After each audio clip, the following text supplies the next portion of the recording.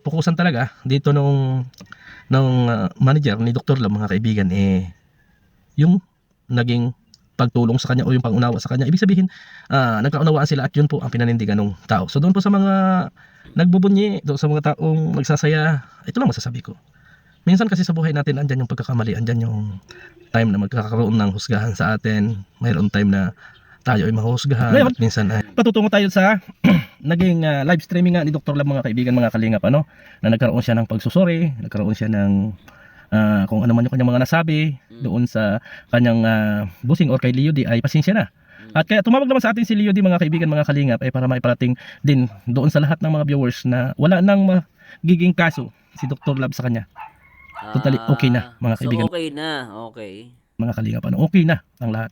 At about naman po doon sa paglayas ni Dr. Love, mga kaibigan, doon sa kanyang bahay, ay hindi po nababago yun, mga kaibigan. Hindi po nababago. Pero ang sabi nga dito ni Leo D, kung gusto mo, Dr. Love, hanggat hindi na ipatayo yung bahay mo, ay dyan ka muna tumira sa bahay na yan habang yung bahay mo ay pinaprocess pa. Po tayo na yung pinakita niya po is yung may GCash doon is yun po is nag-send talaga ako. Pa-konselo lang po yun para para sa gas po yun. Kasi nga 1K is pang gasolina lang po yun para total naman po is pupunta po sila sa dinner at that time kasi kami po yung So ibig sabihin yung pinakita ni Dr. Love, no, lumalabas, ipakanswelo niya lang.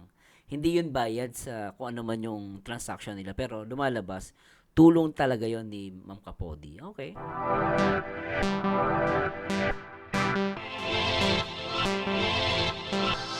Ay pinaalis or inano nga ng kanyang manager o ng kanyang busing, mga kaibigan, at napag-alaman din natin kung saan sa kanyang mga live ay talagang patok itong si Dr. Love, mga kaibigan, na talagang pinag-uusapan, at ganoon din sa mga anti-kalingap, at marami ang nagsasaya at marami talaga yung mga sabi nga kulang na lang ay magpakain dahil masaya sila kasi nga bumagsak ang isang Dr. Love, mga kaibigan, mga kalingap, Tsaka sa dami ng nakaaway ni Dr. Love, talagang marami matutuwa sa kanya, pero guys, masama ang matuwa kapag ang kaaway ay nabubuwal, no? Even kahit kaibigan natin. So pag may mga nadara pa, hindi na dapat natin na pinagtatawanan o nagiging masaya pa tayo.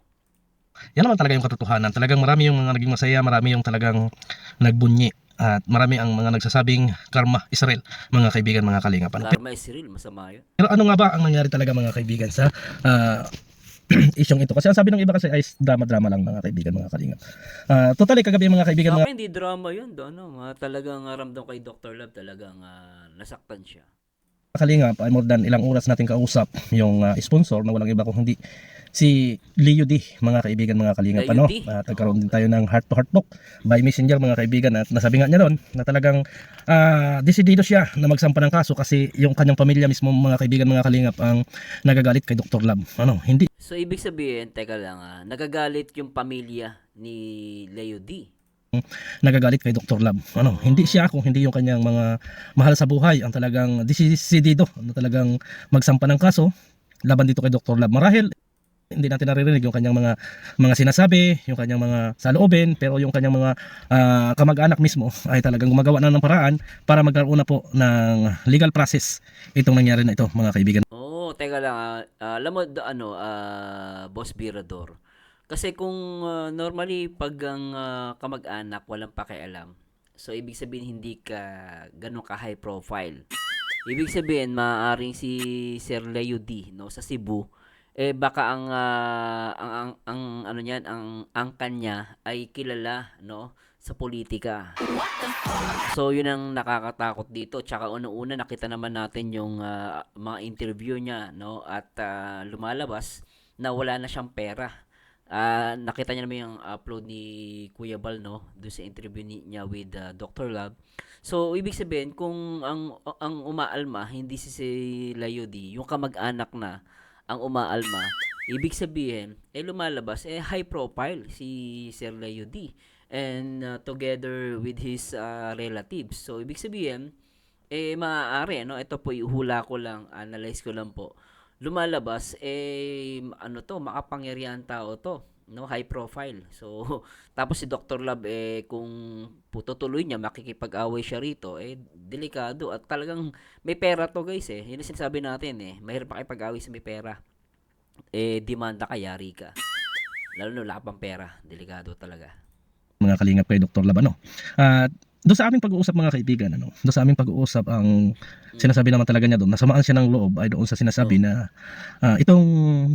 itong sinabi ni Dr. Lab na ang bahay ay ibibigay kay Biancy at ginawan po mga kaibigan ng mga kalingap ng iba't ibang reaksyon at sinasabi nga dito na itong tao na to ay may gusto kay Biancy kaya ibibigay yung bahay. Ang daming nagbabatikos at marami rin ang nagsasabi na delikado, ganyan po ang mga sinasabi nila. So nasasaktan po mga kaibigan mga kalingap ay yung pamilya ni Sir Leo D, mga kaibigan. Oo, kasi yun ang sinasabi ni Dr. Love sa mga interview niya. Tsaka yung pagkakaalam ko, wala namang binabanggit si Dr. Love na about dun sa si Sir Leo D may gusto kay Beyonce. I don't know, no? Nababasa ko yan sa mga comments eh. Mga kalingap, ano, sasaktan siya, masasaktan yung ano. Kaya ang sinabi nga ng kanyang side or mga kamag-anakan niya ay magkakaroon na ng kaso si Dr. Love. Yan ang katotohanan. Pero ano nga ba talaga ang totoo na na katotohanan, ano mga kaibigan, about doon sa sinasabi na ang bahay ay ibibigay kay Beyonce at may gusto si Leo D kay Beyonce, mga kaibigan. Ang katotohanan Matinding paratang yan, ha?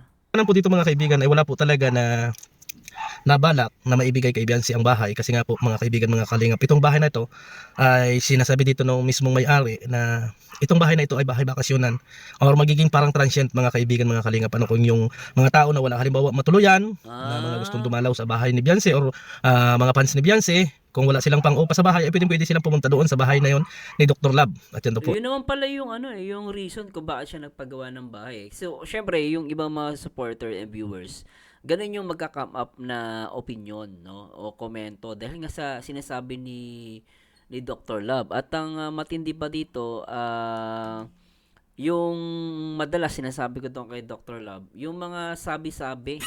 Kasi yung sinasabi niya na ibibigay na yung bahay, according daw yun sa ibang sponsor na baka daw ibigay. So, talagang lumalabas na time to time, even sa live ni Dr. Love, shout kay Dr. Love, wag ka magtampo sa akin, na sinasabi niya kasi, na narinig niya daw. So, mahilig siya sa ganun, narinig, may nagsabi, pero hindi niya bine-verify. Kaya tuloy, malalagi talaga ang alanganin si Sir Leo D. Yung sinasabi ko, mayroon magsalita, lalo kung wala kang ebidensya. It turns out, hindi naman pala. Transient naman pala ang gagawin dun sa bahay. And wala palang masamang intention si Sir Leo D. O, tuloy natin. Sa bahay ni Beyonce or mga fans ni Beyonce, kung wala silang pang-upa sa bahay ay pwede silang pumunta doon sa bahay na yon ni Dr. Lab. At yan po ay pag-usapan nila ni Dr. Lab, mga kaibigan. At ang paglilinaw pa niya dito about nga po mga kaibigan mga kalingap sa usaping ito na sinasabi nga na in love itong si Leo D kay Beyonce ay mali daw po, at kasi ang sinasabi niya dito, ito pong si Beyonce ay kamukhang-kamukha ng kanyang anak, mga kaibigan. Kaya turing na niya dito ay isang anak, mga kaibigan, mga kalingap. Pero ang pagkakaalam ko, Boss Birador, walang binabanggit si Dr. Love. I don't know guys, i-correct niyo po ako kasi for now wala po ako narinig Kung meron po ako na miss, let me know po. Pero ang pagkakaano ko niya, sa mga comment nang galing yan. Yung may si Sir Leo di daw, may gusto kay Beyonce. So, sa mga supporters yan, alam ko Pagkamukha daw talaga ng anak niya. At yan din naman ay naitanong natin kay Dr. Lab kung ano ba talaga yung katotohanan, kung ano ba talaga, may gusto ba talaga kay Beyonce yung sponsor na yon or wala. Pero yan ay nasagot din naman ni Dr. Lab, mga kaibigan, mga kalingap, na hindi mangyayari kasi nga po kamukhang-kamukha nga daw nung anak ni Sir Leo D, si Beyonce. So talagang wala siyang gusto. Okay. Kaya malabo. Yun din naman ay galing kay Dr. Lab, mga kaibigan, mga kalingap. Ngayon, patutungo tayo sa naging live streaming nga ni Dr. Lab, mga kaibigan, mga kalingap, na nagkaroon siya ng pagsusuri, nagkaroon siya ng kung ano man yung kanyang mga nasabi doon sa kanyang busing or kay Leo D ay pasensya na. At kaya tumawag naman sa atin si Leo D, mga kaibigan, mga kalingap, ay para maiparating din doon sa lahat ng mga viewers na wala nang magiging kaso si Dr. Lab sa kanya. Totally okay na, mga kaibigan. So okay na, okay. Mga kalingap, okay na ang lahat. At about naman po doon sa paglayas ni Dr. Lab, mga kaibigan, doon sa kanyang bahay ay hindi po nababago yun, mga kaibigan. Hindi po nababago. Pero ang sabi nga dito ni Leo D, kung gusto mo, Dr. Lab, hanggat hindi na ipatayo yung bahay mo, ay dyan ka muna tumira sa bahay na yan habang yung bahay mo ay pinaprocess pa. Yun po. Total, ang habol naman niya, 'di ba? Transient. Di patiran niya muna si si Dr. Lab habang pinapaayos yung bahay. That's a good idea. Yun po yung pagkakasabi niya. Kasi nangyari na nga naman yung mga hindi dapat nangyari. Sabi na ni Dr. Lab sa kanyang social media kung ano yung mga naging sama ng loob niya. At kaya yun talaga yung pinangatawan na ni Sir Leo D. Kung aalis si Dr. Lab dyan sa bahay na yan, gulang kung siya ay magpapatayo ng bahay, magpatayo siya ng bahay. Pero ang gusto ni Leo D, habang siya nagpapatayo ng bahay, ay mag-stay siya dyan sa bahay na yan sa Taysan. At huwag niya rin pabayaan yung bahay na yan, mga kaibigan. Ibig sabihin, wala nang masasabi natin na sinabi ng iba na may kaso na, sinasabi ng iba na wala na po mga kaibigan at napatawad na ni Sir Leo D. Totally, yung mga kamag-anakan nga ni Sir Leo D, nagsasabi na pinakailangan ng due process or talagang aksyon na. Pero Oo. sabi nga lang ni Leo D, matagal na kanilang pinagsamahan, matagal yung kanyang pagsuporta dito kay Dr. Lab at alam niya naman mga kaibigan mga kalingap na magaling itong si Dr. Lab. Ibig sabihin niya mga kaibigan mga kalingap, itong si Dr. Lab pagdating sa mga ganyang bagay may strategy or magaling yung ibig sabihin ko, yung ma-entertain siya, ibig sabihin niya mga kaibigan at natatawa nga siya na doon sa mga nangyari na sinasabi nga niya doon na natatawa siya, napapabilib siya kay Dr. Lab kasi nga mga kaibigan mga kalingap pang actingan talaga yung kanyang dating mga kaibigan pang So, ibig sabihin, actingan yung ginagawa ni Dr. Love. So, ibig sabihin, uma-acting lang siya. Sa next time na gagawin niya yan, wala nang maniniwala sa kanya. No? Kasi lumalabas parang magaling talagang maggagawa na acting binabanggit no, nagbe-base lang ako dito sa ni Boss Birador according kay Leo D. So natutuwa siya kay Dr. Love kasi maganda umacting. Nako, sa susunod mahirapan nang may maniwala sa kanya. Di ba? Mahirapan na siya diyan. Na natatawa siya, napapabilib siya kay Dr. Lab kasi nga mga kaibigan mga kalingap pang actingan talaga yung kanyang dating mga kaibigan pang actingan. Ibig sabihin magaling siya sa pagdating sa social media. Pag-actingan. Mga kaibigan magaling. At totoo na mga nangyari yan sa buhay ni Dr. Lab. Pero ang sabi nga ni Sir Leo D, kung ikaw ay gagawa ulit ng panibagong kalukuhan na ganyan or magsasabi ka sa social media na ganito ako, hindi na kita mapapatawad or mga kamag-anakan ko na ang gagawa ng paraan para ikaw ay makasuhan. Kasi nga, for the Ibig first sabihin, teka lang, Boss Birador, lumalabas, kapag inuulit niya yan, tuloy ang kaso. So, ibig sabihin, ito na yung una at huling gagawin ni Dr. Lab yan kay Sir Leo D. Kasi nga, it turns out, mukhang high profile si Sir Leo D. Dahil nga, kamag-anak ang kakaso, hindi siya. Kamag-anak. Pwede yun Kasi, lalo na kung kilalang politiko o high profile sila yung lahi nila Sir Leo D, yari talaga si Dr. Love. Malalagay sa alanganin. And then, sinasabi niya na ganito ugali ni Sir Leo D. So, marami nagalit din kay Sir Leo D dahil nga sa sinasabi niya. time na hiningi niya yung kaso na yon doon sa mga kamag-anakan niya, mga kaibigan. Kaya, maganda na rin yung para sa akin, mga kaibigan, na habang gumagawa ng bahay sina Leo D, si Leo D, si Dr. Love, ay andyan sa bahay na yan, mga kaibigan. At sabi nga lang ni Sir Leo D, sa tagal ng kanilang pagsamahan ay hindi ganun kadaling masisira yung kanilang pinagsamahan, mga kaibigan, kasi may magandang nagawa din si Dr. Love at alam niya naman sa kanyang pagkatao na may maganda rin siyang nagawa kay Dr. Love. At di at least medyo binibigyan ng halaga yung binibigyan ni Sir Leo D yung pinapahalagahan niya yung kung ano man meron, yung pagiging magkaibigan. That's good. Tao na may maganda rin siyang nagawa kay Dr. Love. At na-trigger pala ito, mga kaibigan, sa pagpapalayas about doon sa pagtira ni Dr. Love doon sa mga titas. Yun po yung naging dahilan kaya nagkaroon sila ng hindi pagkakaunawaan. So, sa ngayon, so ibig sabihin, si Dr. Love talaga may problema.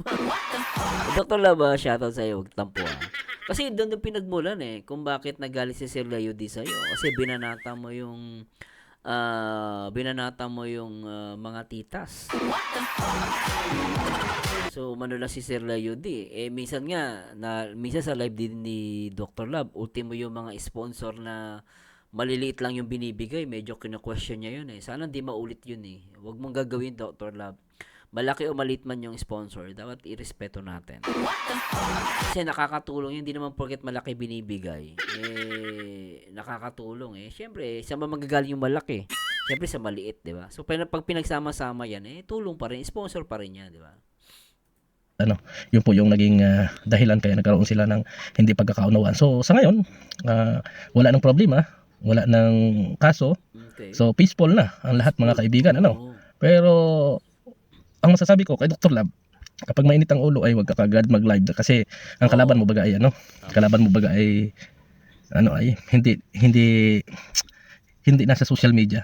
Kung nasa social media ang kalaban mo, sigurado ako mga kaibigan, mga kalingap, na pwede mong araw-arawin sa social media o makapagsabi ka sa social media. Pero pagkatulad nito na hindi nga nagsasalita, hindi siya paparamdam, ay delikado talaga kasi yung mga abogado pala nito mga kaibigan ang gumagawa ng paraan or in-record yung lahat ng mga nagiging live streaming, yung interview kay Dr. Lab, yun po yung High profile to. katotohanan doon mga kaibigan. Ano? Yun po. Actually, Boss Birador, no, actually, nasa social media man o wala sa social media, mag-iingat ka pa rin. Kasi dito sa social media, yes, minsan hindi basta-basta dinidemanda, pero pag nakakuha ng malaking ebidensya sa'yo, at kunwari yung content creator may pera din sa'yo, mas mapera sa'yo, kahit pwede ka pa rin kasuhan. Tandaan nyo guys, public man o private citizen, wala tayong karapatan na magsalita ng hindi katotohanan. Kasi kapag nakakuha na yan ng ebidensya, pwede kang kasuhan talaga. So, both, even private or public figure, ingat ka pa rin. No? Lalo yung mga politiko, may mga pera yun. No? So, delikado talaga pag nakipag-away ka sa social media. Talaga yung inaano ng ni Sir Leo D. So sa huling pag-uusap namin, ang sinasabi nga niya dito about din sa bahay ni Redsin. So ang sabi nga niya, kung gusto ni Redsin na mag-stay pa rin diyan sa bahay niya yan, or patapusin muna niya yung bahay na yan bago mag-decide magpagawa ng another na bahay na kanyang tutuluyan. Aminado na rin naman dito si Sir Leo D na unang arangkada ng paggawa ay kay Redsin mga kaibigan. Ibig sabihin, lahat ng yan mga kaibigan na nangyari nitong linggong ito ay naayos na po mga kaibigan. Okay na. Wala nang sigalot, wala nang Okay. sama ng loob. At ang sabi ko nga dito kay Leo D, alam ko sir na ikaw kapag mainit ang ulo ay ganyan ang nangyayari, ay parehas kayong high blood, kaya siguro nangyari yung mga bagay na yun. Kapag ikaw ay high blood din yung isa, ay nagsagupa talaga sila mga kaibigan. Kaya siguro. So sa mga nagbubunyi at nagsasaya na bumagsak na si Dr. Lab, congrats sa inyo mga kaibigan, mga kalinga. Pero ang sinasabi nga dito ng busing niya, suportado pa rin niya mga kaibigan, mga kalingap, si Dr. Lab. Yes, Hindi niya papabayaan yung tao na yan kasi nakilalan siya, naunawaan siya ng mga bagay na yan, nakakausap niya. Kaya hindi niya pwedeng pabayaan si Dr. Lab, mga kaibigan. Hindi niya pwedeng pabayaan. So ibig sabihin mga kaibigan, ang pukusan talaga dito nung manager ni Dr. Lab mga kaibigan yung naging pagtulong sa kanya o yung pangunawa sa kanya. Ibig sabihin, nagkaunawaan sila at yun po ang pinanindigan ng tao. So doon po sa mga nagbubunyi, doon sa mga taong nagsasaya, ito lang masasabi ko.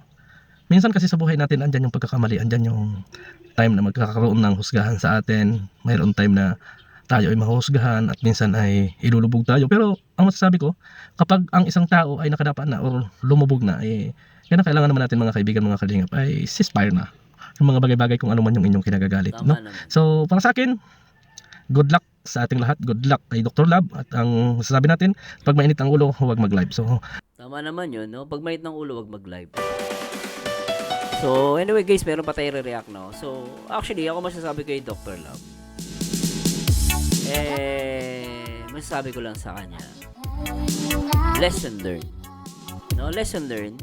And tama si Boss Birador na pag may itang ulo mo, pagod ka, stress ka, whatsoever, hindi ka nakapag-isip ng tama. No, kunwari may nakaaway ka tapos magla-live ka. Mas maganda, wag ka mag-live. Kasi pag mainit ang ulo mo, nag-live ka, hindi mo na mapigilan yung takbo ng bibig mo. No, eto guys, hindi lang to kay Dr. Lab. Ito ay para din sa aming mga content creator sa social media. Na ingatan natin, and then pinaka-importante rin, na kilalalin mo kung sino yung binabangga mo.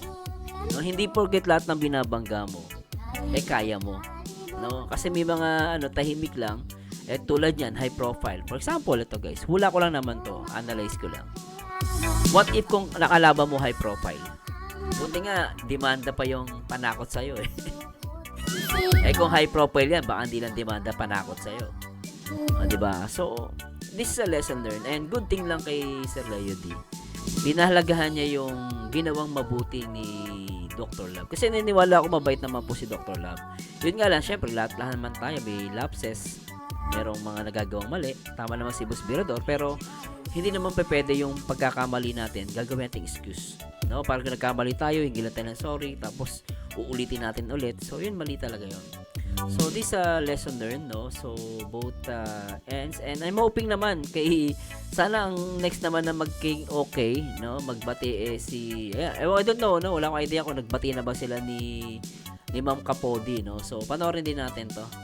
Pakinggan natin si Ma'am ano. At syempre guys, mag-comment po kayo ano masasabi ninyo sa upload ni Boss Birador. Salamat Boss Birador, shout out sa'yo. Love yan na nasabi niya dyan na pumasok siya sa live ng isang reactor, ikaw pala yun. Hindi niya kasi Opo. binanggit na nababas nga daw siya dun sa live mo. Yun yung naano ko dun sa kanyang live, narinig.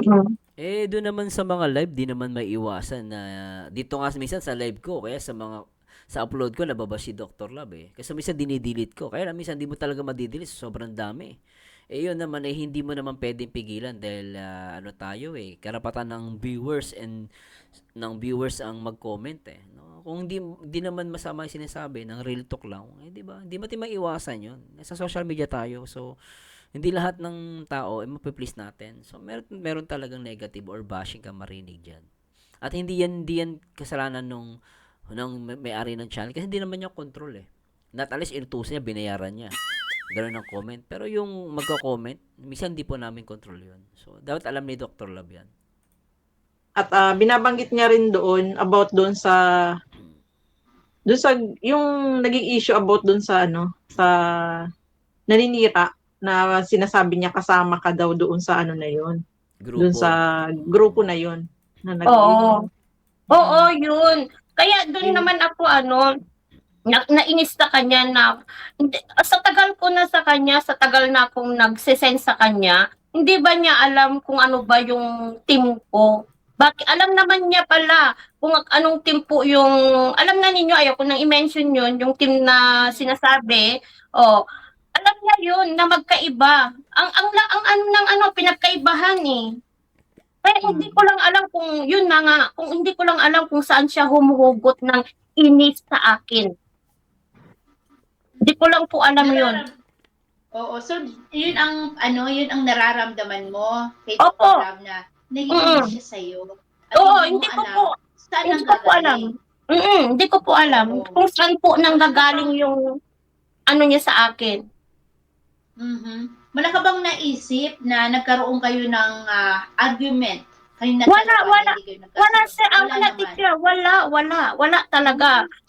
Wala talaga. Kaya hindi ko din alam kung saan, yan din ang hindi ko question sa akin, kung saan ba. Wala naman akong ginawang masama sa kanya. At yun na nga, yung iniisip ko, saan ba humuhugot si Dr. Love sa inis niya sa akin? So kumbaga, anong kinagagalit niya sa iyo na wala ka namang ginawang mali? Ayun, Oo. Emmy, go on. Yeah, ito pa sis Kapudi. Kasi may nabanggit doon si Doc Lab, no? Na bakit meron ka daw ng mga bulong, hindi ko alam kung ikaw yung tinutukoy niya, mga bulong na nangyayari sa daet na samantalang nandiyan ka sa Singapore, sino ang nagbibigay sa iyo ng bulong na yun? Ito is matagal ng issue na to Kasi tayong mga Oo nga, no? Ma'am Kapodi, no? Gusto ko rin marinig yan. Ano sagot mo dyan? Kasi nga lumalabas na parang ang dating, taga Singapore ka pero may bulong ka. No, it turns out parang meron kang source nung taga-bulong mo. So, pakinggan nga natin. matagal ng issue na to Kasi tayong mga reactor minsan, aminin naman natin o hindi, syempre yung mga supporters din natin, meron talagang minsan sineshare sila sa atin. Pero yung sinasabi niya na pinapangunahan ko si Kalinga Prab, ay hindi po totoo yun.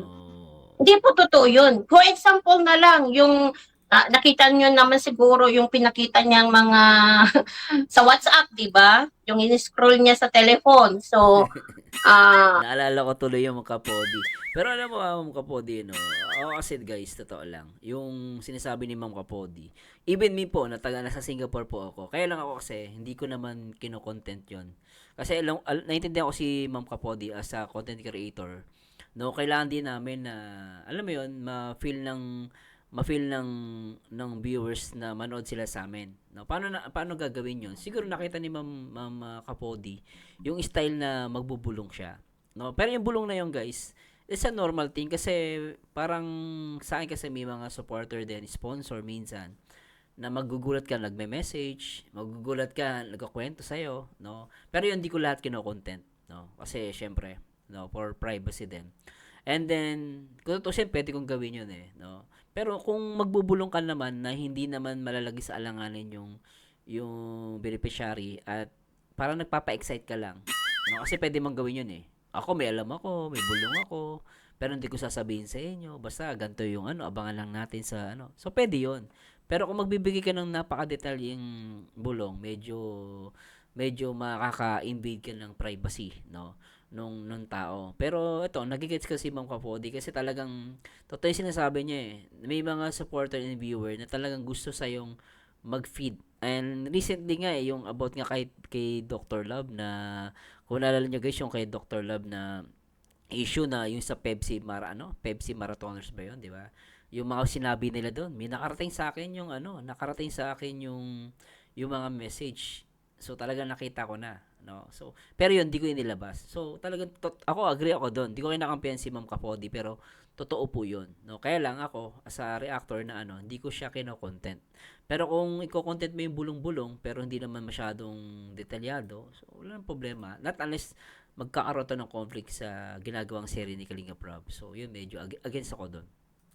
Yun is nakita nyo doon na may conversation kami doon sa Kajiga sa mga videos. So dito mo talaga hindi ko lang alam talaga. At kilala ako ni Dr. Love. Lahat po ng binibigay niyang photo o picture sa akin, walang nakalabas, hindi ko man lang Kala ko puto. Poto. Okay. ginamit sa reels ko. Hindi ko man lang pinakita sa mga live ko.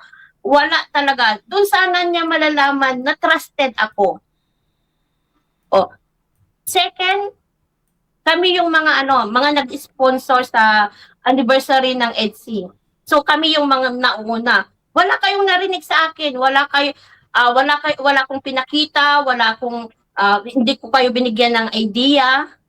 So paano ko papangunahan si Kalinga Prab? Saka lang ako naglabas ng reels noong lumabas na yung part 95. Part 95. Yun yung example na yun. So, ayun, malinaw na si Sigan ng Emmy. Nasagot Okay. ba ni Sis Kapudi yung tanong mo? Na sino yung nag-feed sa kanya ng info gayong nasa Singapore siya at namalive sa diet. So, yun nga, sabi niya ay bilang mga reactors, so syempre, minsan, may mga kaibigan din tayo na nag-feed din sa atin ng mga info na binibigyan natin ng reaction.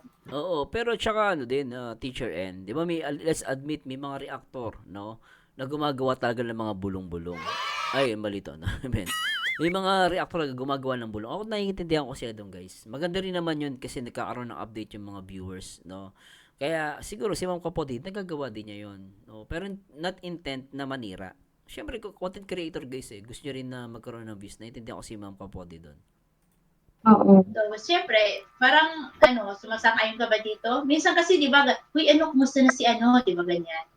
Oo, Pero tsaka kasi- minsan may mga sponsor magbabanggit sa'yo na may pinaplano silang ganito para sa birthday ni Normal naman po yun, mag-share yung sponsor sa inyo. Kasi may mga sponsor, nakakausap sila. Siyempre, minsan ang sponsor, eager sila na magkwento, wala sila masabihan. And then, favorite kanila, pinapanood ka din nila. So, minsan, sinishare nila yon. No? So, yun lang, as a reactor, maging maingat ka lang sa mga ilalabas mo na information, no? Sa mga bulong-bulong na yan. Kasi delikado din naman yan. Kasi minsan, maganda siya sa viewers kasi pabor yun. May malalaman yung viewers. Pero, delikado din siya sa mga basher. Mamaya yung information na mailagay mo, mapahamak yung beneficiary or yung love team, di ba? Pero yung totally yung sinasabi Ma'am Kapodi, di ako disagree na magbulong-bulong. Wag lang talagang sobra. Nagigis ako guys Please comment down below. Tayo, nagre-rely lang kasi talaga tayo sa mga videos na ini-upload na makasama natin. Oo.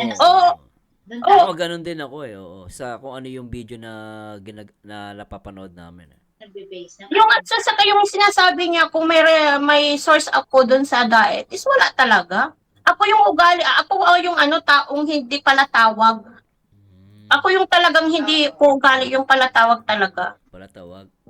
I think Ugali yan. napag-usapan na natin yung bagay na yan. I think napag-usapan na natin yan before, yung bagay na yan. Di ba sis, yung unang umakit ka dito sa amin na sino yung nagbibigay sa'yo ng information na ganyan. I think that was before. Matagal na, di ba, Sisi Darren?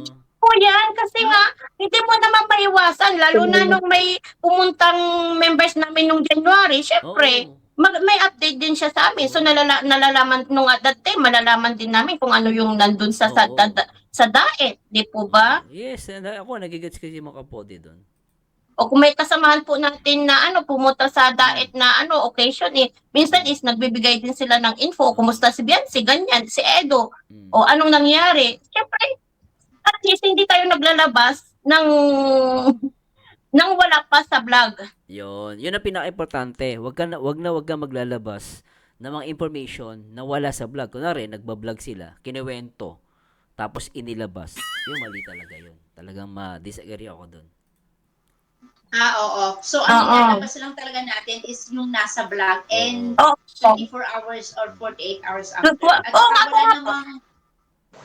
wala namang Gcash wala namang mga ganun mga Gcash na mga... Kasi ako pa nga, Yung may bayad, no? Mahirap yung di ba? Oy, bibulong ako, ha? Pengin Gcash. Sa akin, mali yun, no? Pero syempre, kung gusto mo na magpadagdag, parang yan sa radio, di ba? Meron akong alam, may bulong ako, hindi ko sasabihin. Kung pipilitin nyo ako, sasabihin ko. So, nagbibigay ka na ng kulay dun sa content mo. Pero kung ganun lang naman yung bulong mo, okay lang yun sa akin. Hindi naman, hindi naman risky yun. yung nagre-remind, info. ako pa mo yung nagre-remind na dapat is maglabas ng reels every after 48 hours. Ako yung parating nagre-remind. Ewan ko ba kung bakit niya po idinidiin.